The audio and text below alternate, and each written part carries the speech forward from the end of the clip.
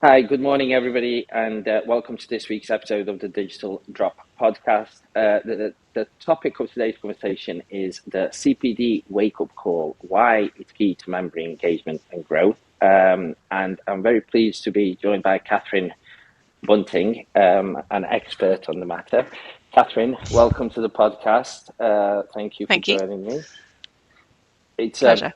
real pleasure to have you here and finally to be actually getting on with this because we've tried this a couple of times and we've had some technical issues. My Yeah. apologies, but it's a part of the process. So, Katherine, obviously, I know a lot about your background and we've met multiple times now, but to kick things off for the benefit of our listeners, could you maybe just introduce yourself a little bit and share a bit about your journey in the professional development and membership space? Yeah, sure. So I had a bit of an interesting journey to where I am now. I studied drama at university, so not the natural progression to where I am now. I was convinced I was going to work in theatre. I had a wonderful time on my course. I had a great time at University of Manchester, but during that time realised that whilst it's a great profession and wonderful people have great times there, it wasn't for me. So when I graduated, I needed to come up with a new plan. Whilst I did that, did some temp work and ended up working at the Institute of Structural Engineers. And whilst I was there, got into the wonderful world of professional engineering institutions, did lots of different things there, one of which was looking after CPD and professional development.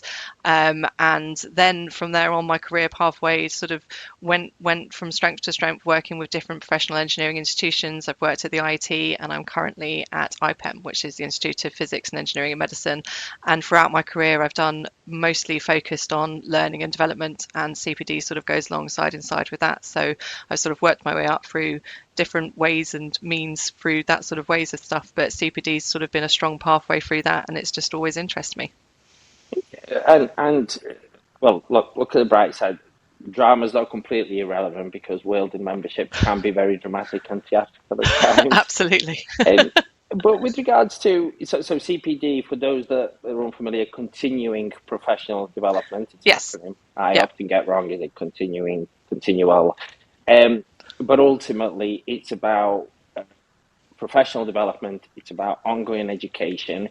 Yes. For those unfamiliar with the term, what exactly is continuing professional development, and how Yeah. does this differ from other more traditional academic? Sure. So for any professional, it's something that anyone will be doing, whether they think they're doing it or not. So essentially, for take a doctor for example, you'll go to university, you will study the things that you will need to do to earn your doctoral degree to then go off and to be a doctor, but your learning doesn't stop there. The human body is changing, the amounts of stuff that you will need to do, there'll be new discoveries about what treatment you'll need to do, so you'll have to continue to learn those in order to stay being a doctor. And in fact, some professions will have mandatory continual CPD to make sure that you are staying on top of all of that. But a doctor's quite an easy one to sort of say that, of course, a doctor needs to make sure that they're staying on top of the right medicine and the right all of that sort of stuff. But if you think about any profession, really, there'll be health and safety regulations that you need to stay on top of. There'll be new bits of software that come out, or just a new person will come into the team and you have to adapt with them being part of your team. You will find yourself doing CPD through just doing the nature of your job. A new a computer comes in, or you're in a new office and you have to learn the ways of that office. So CPD is something that we will be doing through our professional lives, which whatever profession you're in, just to be able to do your job. Those that utilize it and do it well will unlock new bits of it so that they can get ahead, so that they're helping throughout their profession, so that they're staying on top of things and they're doing the best for their profession as well. So it's something, it's the continued learning beyond the sort of academic study that you would do at the beginning of your career. That's a great summary, and it's about continually growing and Yeah, improving within your career. And what absolutely. I'm hearing is, in some cases, it's a fundamental part. In some cases, it's an optional part. Uh, Yeah, okay, and uh, we come across, as you know, we work with membership organisations, and we have done for 15 years now, and um, almost all membership organisations focus on CPD as one of Hmm. the main benefits that to their members, but also as one of the main revenue streams for the organization. Yes. Um, in your experience, how does CPD influence member engagement and member retention in professional bodies?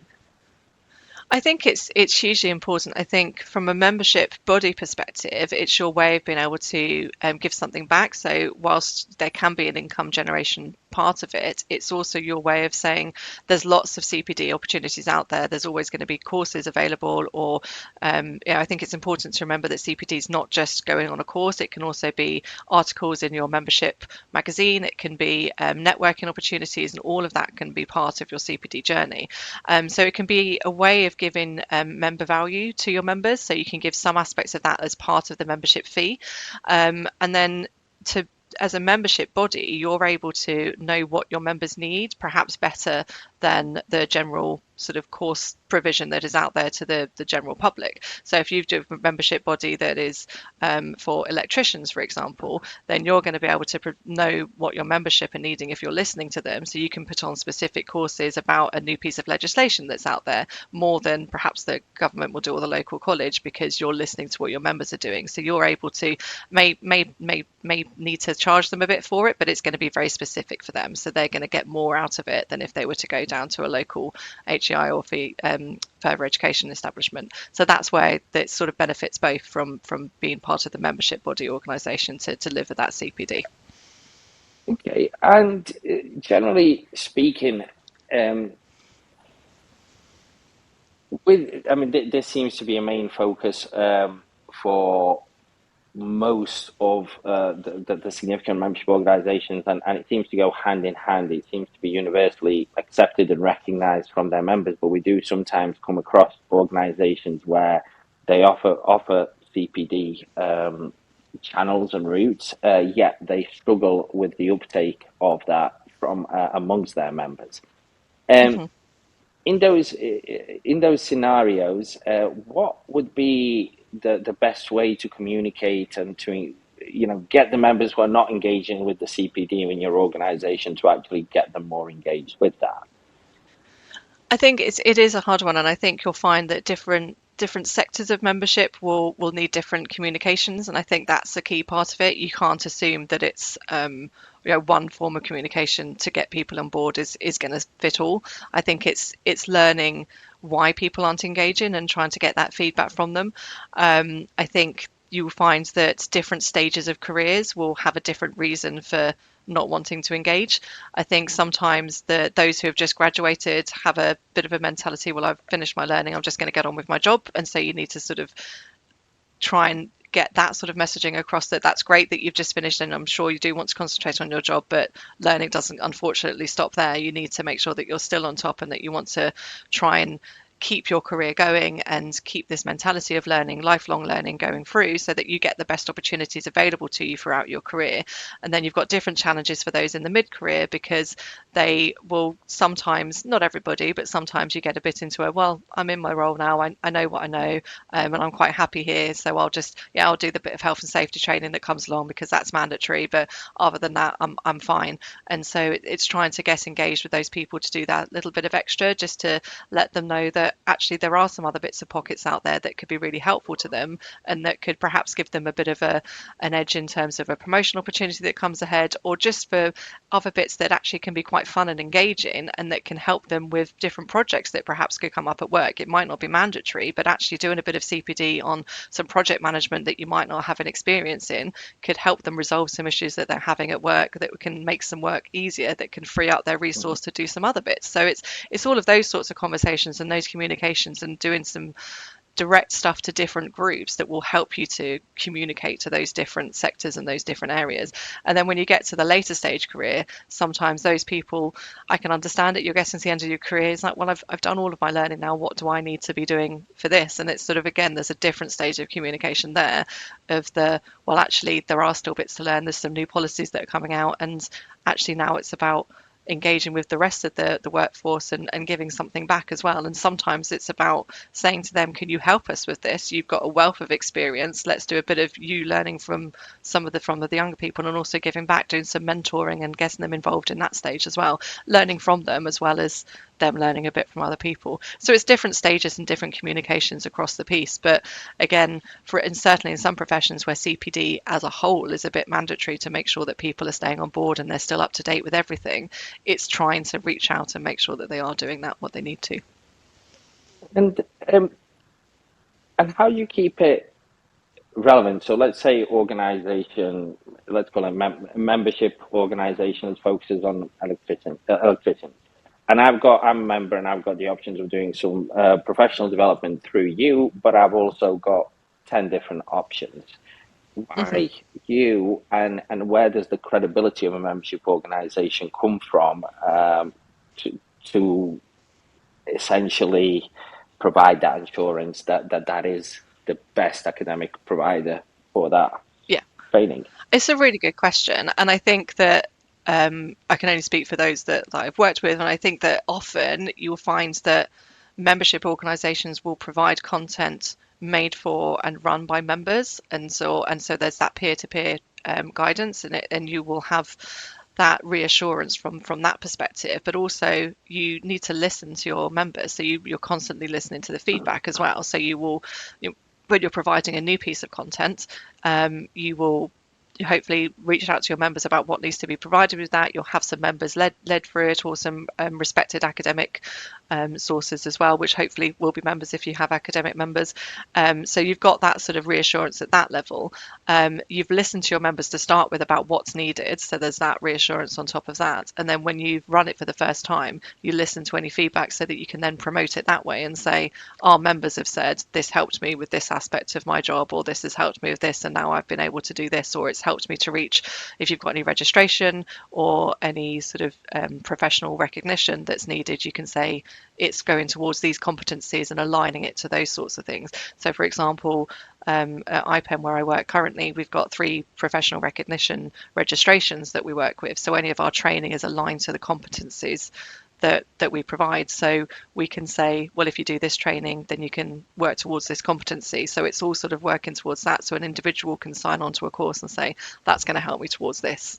And so it ticks off all of those boxes. So an individual's clearer, whereas you wouldn't get that necessarily from an individual training provider elsewhere. It's almost like peer approved or peer reviewed, and Yeah. yeah, okay. And I'm thinking from my own perspective. Obviously, I'm a professional in a certain context. I've gone to university. I've then gone and achieved additional qualifications throughout my career, and generally speaking, I used to enjoy going to these training courses, get new certifications, because it was an outing. It was a weekend Mm-hmm. away. It was meeting Yeah. people. It felt like an event. Now, I always say, look, COVID was a wake up call, and the COVID acted as a catalyst as far as technology adoption is concerned, Yeah. and ultimately fast tracks what was inevitable anyway. And the Yeah. membership sector, aside from certain government organizations and the big retailers, I personally believe that the membership sector was the most significantly affected sector, Mm-hmm. apart from tourism, of course, when it comes to adopting the change from in-person, physical, traditional way of doing things to an online way of things. And Mm. some membership organizations have done an excellent job. A lot haven't done as good a job and are still in progress. But from your perspective, how has that changed, that shift from in-person classroom social aspect to sitting on a computer screen, doing it by myself online? How has that changed the industry? I think it's been a really interesting shift, as you say. For at least a year, it all had to be online, and I think we have been, as an industry, quite slow to get back towards more confidence in face to face. I think what's been really interesting is it hasn't been a complete shift towards back face to towards face to face, because there are so many benefits of doing the the online version, there are lots of people who, for many reasons, aren't able to attend face to face, or aren't able to get away for 2-3 days. I mean, a lot of the people I work with currently at IPEN work for the NHS, and trying to get away from your day job at the NHS for 2-3 days for a conference or for a training is sometimes difficult. So we've had to massively adapt, and we do a hybrid of a program. I don't mean running hybrid events, but we have a hybrid program where we do some face-to-face training, and we also do some online training. And with the online training, there's lots of different versions of that. So some of it is a webinar that is an online webinar, some of it is click-through learning, some of it is go pay, sort of, as you go, learning as you're on your own through several weeks. And I think that's where, as an industry, we've got to, which actually I think works quite well, because then there are people who, I think there's lots of studies out there that prove that different people learn in different ways. Mm-hmm. And it's really good that now we've got that spectrum to allow people to learn in the way that best suits them. There are proven benefits of doing networking and face-to-face training. We're not going to get away from the fact that you're not going to get the same out of a conference that's given online as you are from a networking opportunities that come from a face-to-face event through the breaks and all of those sorts of things. That's, you're not going to facilitate as good as breakout rooms and all of those sort of differences you can get from an online event. You're not going to replicate a face-to-face event, but you can, for some people who are either unable for childcare or for work or whatever, able to get to those events. At least we now have a different type of learning option available for them. And I think that's where we can meet in the middle for these things. But I think we do need to provide all of the options. The difficulty for training providers is how to come up with a program that satisfies everybody, which is not really going to be able to happen, and how to make sure that we run a program that sort of 1 year perhaps you do face to face, the next year you do it online, or that there are options of different types of learning to things. And that's the difficulty that we're now facing, is to make sure that we do have different opportunities available for different learners, but that we keep that in a rotation so that we're not missing out on a particular type of training for a particular type of learner. I have an acquaintance, somebody who I've worked with from another organisation for quite a few years, and this girl is particularly really intelligent, really capable, but somebody who's suffered with social anxiety for a long time. So she's somebody who's avoided any social setting, and since let's say over the past 5 years, since everything's kind of moved online, I don't know anybody who's done more growth in terms of professional qualifications and training. Because so the same could apply on the other side. Some people will be more comfortable online. Some people will be there for the social aspect. So is the answer to blend the two, or to replicate the two? So to have everything available online and offline, or? I mean, in an ideal world, if money was no object, which unfortunately we know is not true, but if money were no object, then I think the answer would be to be able to have both, to have everything available in all forums. But I think that membership organisations, that's not going to be the case. So I think the answer is to make sure that you rotate the program, so that sometimes it's available in some format and sometimes it's available in another, so that it is always available, and then people can choose whether to do it if they are uncomfortable in a particular thing, because until membership organisations suddenly finds that magic cash cow that means that they always have as much money as they need, then I think that's the way it's going to have to be for a while, so that you have a blended program across the year, so that there's different types of training available, but then the content of it sort of rotates around. Okay, and if I could just dig a little deeper, we come across CPD from a digital perspective, as in we'll build portals and we'll integrate VLEs and ultimately provide access to the digital real estate through which you provide the CPD. But so much work goes in the background within these organizations to actually have that program in place, and to have the right courses, to have the right knowledge. How do you ensure quality in what you're teaching, credibility, and to what extent should membership organizations work with the academic sector and academic institutions to develop their own CPD programs? I think it's really important to make sure you're ensuring quality, because that's whether people realize it or not, when you're putting something out there with your name on it, then that's all the member sees. They just see, well, that's, IPEM, that's whoever your membership organization is. So you need to ensure the quality. You need to put your provisions in place to do so. So when you're developing new content, if you're going out to work in partnering with an academic institution, you need to have a process in place to ensure that you're comfortable with how that content is being developed. So when I've worked with partners previously, we'll have we'll sort of basically put a contract in place about how that content is going to be developed. That will probably go through with our members in terms of, we're going to create a course about X. It's going to be this long. It's going to be, the target market is this, and there'll be various different points at which that will go through before it will then be put onto the platform or go live in terms of bookings, etc. And then that needs to be the constant feedback process as well, from which you need to, after every course, whether it's an online VLE environment or if it's a face-to-face or however it's run, you need to then be submitting that feedback from those that are attending it, paying attention to that, making any tweaks and changes to it, whether it's or actually we didn't quite run right with the day, the agenda wasn't right, we need to switch that around, or if it's that this content just isn't valid, we need to change up and run it or ditch it completely.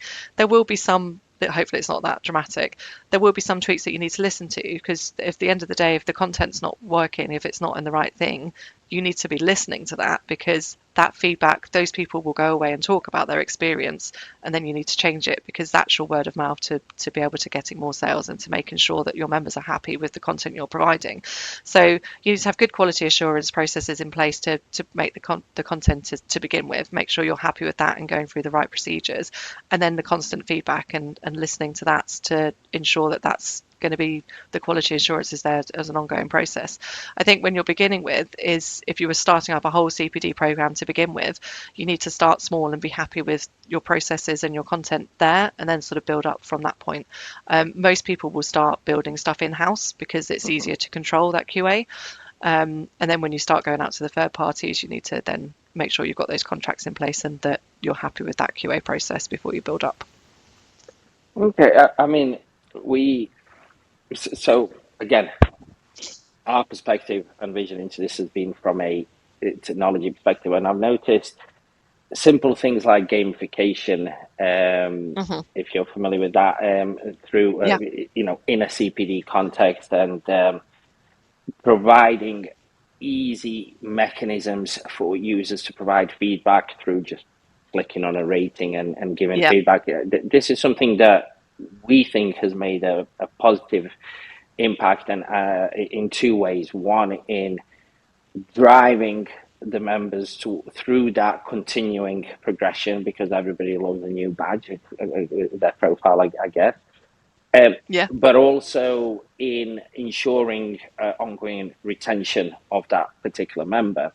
To what extent does technology play a part in this, in your experience? Can you give me some examples of when you've seen it work well, and or when you've not? Yeah, absolutely. I think in my previous role, we used to, after every course, send an email out, ask, and with a sort of a Word form attached to get the feedback back, and we'd get some engagement. You'd get some sort of people sending things through, and we got some lovely comments. We got some things through, and some people would take the time out, fill out the form, and that would be great. But then as soon as so in our current role, we've got an LMS, we've got a learning management system, and there's an automated thing that gets sent out with a survey where people can just click. They click their stars, they click, and it's just sort of an easy thing for them to do. It's automatic, it's automated, and at the end, as you say, that makes it so much easier. The sort of the response rate that we get from that now is so much higher than we've ever had through just sending someone an email saying, "Oh, please, can you fill out this form? It'd be really helpful," because there's so much less effort for them to do so. It's not that people wouldn't have wanted to do it previously, but if you have to get them to click more things or go through more things, then it's harder for someone to do that. If you can just automate it and do it through, that's fine. And we're also looking at, as you say, that gamification type thing, getting people to earn points and things.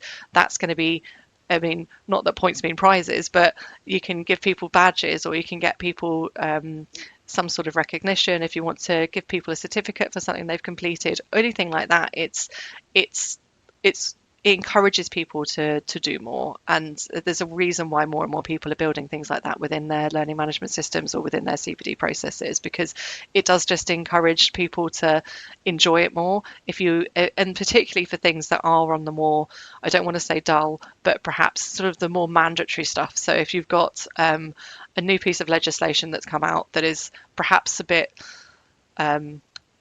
written in a way that government people write things, that you need to make it a bit more exciting as you're going through. If you can put that onto your system and add a few more gamification things along the way, people are going to be a bit more interested in going through the system and going through the course than if you just put it on there and said, can you tick this when you've read it at the end? Mm-hmm. So I think it's about all of those sorts of things to try and encourage people to stay in the zone when they're reading it, just to help that along the way, make it a bit more fun for subjects that perhaps haven't traditionally been fun. Yeah, well, it's tapping into the inner child, right? It's Absolutely. we're all humans. We all function in the same way, and the same things work for all of us. And also, just I think the ability, because in many fields, there's different directions that professionals can go through in their careers, and there's different ways Mm-hmm. of getting from A to B. It's not necessarily a linear set of qualifications. But what I've found is that also people being able to just visualize their career and their professional Mm-hmm. development through a simple illustration you might get online with a little market, or you've got this far. Um, Yeah. Things like this always tend to trigger the right reactions. Um, so you touched upon an interesting point a couple of questions ago, because with most organisations that are doing CPD, I mean, they're doing CPD online right now, will have been organisations that were doing it offline and have transitioned online.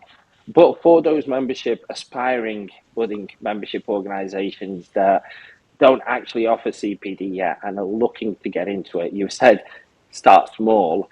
But what does that Mm-hmm. actually mean? I imagine there's also an aspect of credibility and maybe in some cases a bit of an imposter syndrome. So if Yeah. I'm part of small membership agency, hey, I want to start doing CPD, where do I begin? I think the first thing to do is to ask your membership, because if you're a small organization, you're going to want to do all sorts of things, but you're not going to be able to have the resources or the funds to do it all. So the first thing is to ask your membership and say, we really want to be able to do some more for you. We really want to be able to offer you some CPD. You need to give them a guide, because I think we all know, asking membership, if you just ask an open question, you're going to get 150 answers that are completely different. So you need to be able to give them some sort of guide and say, would you like some online courses in these sorts of areas? Would you like some face-to-face content? Would you like some more articles in the journal, so some sort of guide about that, so that they have a sort of, you can extract some useful data from it, so that you can have the sort of top 3 or 4, and then you can make that decision as to about where you want to start and hone your resources on. Do you want to invest in an LMS? Do you want to start running some local events and some sort of mini seminars, some mini workshops, those sorts of things? Do you want to do some online content that's more sort of seminar, those sorts of things, investing in putting your things that way? But you won't be able to do all of them all at once. So I think it's about finding out what your membership will really value, investing in it that way, and seeing where you go, and then perhaps growing out from that about when it's successful. Don't run before you can walk, essentially. So finding out what your membership will want. There's no point in saying, yeah, we're gonna get an LMS system, we're gonna put on 3 courses all about health and safety when you're in the workplace. If your membership go, well, we get that from work anyway, so we don't need that. Actually, what we'd really value is some networking events around the country that's focusing on AI, because that's where it's really taken off for us. So speak to your membership, find out what they want, and then have a plan to sort of look at it over the next 2 or 3 years, and have a sort of investment in that. You will need to invest, and I think that's the thing that people will stumble on, in that even though there are membership organisations that do make this an income generating activity, it's not going to be overnight. You're going to need to invest in some people that are able to do it for you, and probably some like if you're looking at online content, you're going to have to invest in the software to facilitate that. And if you're looking at events and things, events aren't cheap to run. You need to be able to look at how that's going to look for you. So think of it as an investment, and think of where your members want to do it, and then look to extrapolate beyond that. That's really, really good advice. And yeah, it just makes all the sense in the world. And you just got my mind thinking as you were answering when you mentioned the AI bit. Would CPD, or continue professional development within a certain context? I don't know. So let's say we're talking in a medical context. The Hmm. course of the training will be predominantly around medical. Would a membership organization ever offer training to its members that's not strictly related to the field? That might be auxiliary training, so how to become more competent online or something like this. Yeah, absolutely. So, I mean, certainly, there's a lot of, so we work with a lot of engineers or physicists and stuff, and previously we've done management training, or, AI is a huge topic at the moment for everybody. And I think sort of online safety, or how AI might look. I mean, with all of those sorts of proliferatory sort of context, you might have generic training, or you might have stuff that's sort of in that context, but then specific to the world in which your membership is based. So, for example, you could have project management training, but then the last sort of you have an hour of it, but then the last 10 minutes is then going. So we've looked at project management as a whole. What does that mean for a medical physicist, for example, within Hmm. my area? So if you were, or you could do some research skills. So if you're looking at academic research, what does that mean for an academic that's working within this field? And it will be sort of, if you're applying to these particular grants, how would that help you? But certainly there's a lot of that, and it can be quite helpful because there might be a huge ask for it with your membership, and they're not able to get it for whatever reason from through their companies, through where they're elsewhere they're looking. So if there's a demand for it, then put it on. Sometimes, depending on the membership organization, it's not relevant because it's Yeah. something they can get elsewhere, but Hmm. sometimes they're crying out for it, so provide it. Yeah. So many opportunities, and again, speak to your members, talk to your members, and Absolutely. the answers will become clear. Yeah. And for those organisations out there that have chosen not to invest in CPD or don't necessarily see the value in it, is that ever okay? Or should all organisations have an aspect of CPD focus? I'd say that as long as they are encouraging it, it it doesn't mean that it's a bad thing. I Hmm. think that I'd be surprised if there was a membership organisation that didn't encourage CPD. There, for some reasons, they might not have the opportunity to invest, and Hmm. that's okay. But as long as there's an encouragement to continue your professional development, then that's okay. And there might be that they provide you, the members, with opportunities, and they sort of direct you in other directions. So there might be a smaller membership organization, and they sort of say, we really encourage you to do this. Here are some opportunities where you can look for courses, do some extra reading, do these sorts of things. Off you go. Which for some organizations that could be very small, that could be what works for them. I would always encourage you to do some things, even if it's just some monthly webinars with your members to over some topics, because I think that could be really valuable, but it might not suit some organisations. So I'll try not to judge. It's tough not to sometimes, and look, in just because you can't deliver CPD does not mean that the organisation can't benefit from it. So we work with Yeah. most of the significant players in the health and safety sector, let's say, and Mm. reselling of qualifications that are provided by another party also seems to work well, because generally organizations seem, one of the nice things about the membership sector is organizations seem open to working together and collaborating and having joint initiatives much more Yeah. than you would see in the private sector. Um, Yeah. so, so lots of good advice from you and some good pointers. I mean, I never thought that I could have such an interesting conversation on career professional development. With all due respect, it's just been an acronym that I knew about but never truly understood in depth. Um, but and I'm conscious of the time. But before we go, one of the things that I always ask our guests to do is, so if you are advising a membership organisation that already has some CPD program or is looking to develop a CPD program, um, what are your top three tips? And if you had to pick three bits of advice and insights that you would share best, based on your experience, what would they be, Catherine? I think I probably said it a lot already, but listen to your members. I Yeah. think that's the top one, is to listen to your members. Um, Consider where the market already is within your membership space. Because your members might be saying, "Oh, we really, really want this," but if that's already being provided elsewhere, particularly if you're looking to make an income out of it, you need to look at what is already available within the market space that you're reviewing. You don't want to spend a lot or take down on your reserves if that's actually already provided by someone else and you're not going to make any money out of it. So listen to your members, look at the market space that's already there, and the third one would be to be patient with it. It's not going to be something that you're able to build in a year. It's going to be something that you will build over sort of 2 to 3 years to sort of really solidly build it up. But it's definitely worthwhile, because once you get that space, it's something that really helps with member retention and with member value and respect from your members. And so I think it's worth doing. Good. Thank you. And I should also mention the way in which our paths have crossed is through MemberWise, and you're Yes. one of the ambassadors and, for Hmm. them.